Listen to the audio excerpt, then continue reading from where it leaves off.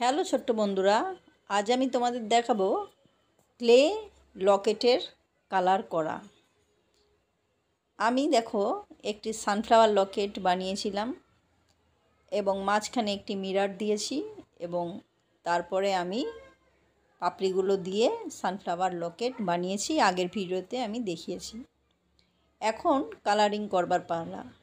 আর এক্ষেত্রে প্রথমে আমি বেস কালারটা করে নিয়েছি হোয়াইট দিয়ে, তার কারণ অন্য কালারগুলো ভালো বা সুন্দর দেখানোর জন্য। তোমাদের বলে রাখি, আমি কালার করি অয়েল কালার দিয়ে, তাই আমি যদি ডিরেক্ট কালার দিতাম তাতেও খুব একটা ফারাক পড়তো না।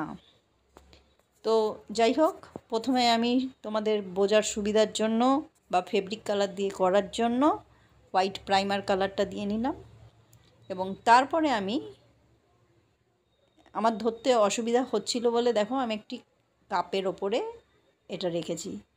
তারপরে আমি ইয়েলো কালার দিয়েছি উপরের পাপড়িগুলোতে এবং তার নিচের ধাপের পাপড়িগুলোতে আমি ইয়েলোর সাথে সামান্য অরেঞ্জ মিশিয়ে আমি ওই কালারটা ব্যবহার করেছি।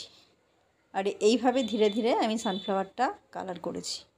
যেহেতু আমি অয়েল কালার দিয়ে কালার করি তাই এটা একটু শুকাতে সময় নেয়, তাই টাসেলটা আমার লাগাতে একটু দেরি হয়। ছোট্ট বন্ধুরা, বেশ কিছুদিন ধরে আমি আমার ছবি দিচ্ছিলাম না, তার কারণ পারিপার্শ্বিক পরিবেশ ভালো নেই। একজন নারী হিসাবে আমিও চাই আরজি করে নির্যাতিতা বিচার পাক, আর এভাবেই আঁকা বন্ধ দিয়ে আমার প্রতিবাদ।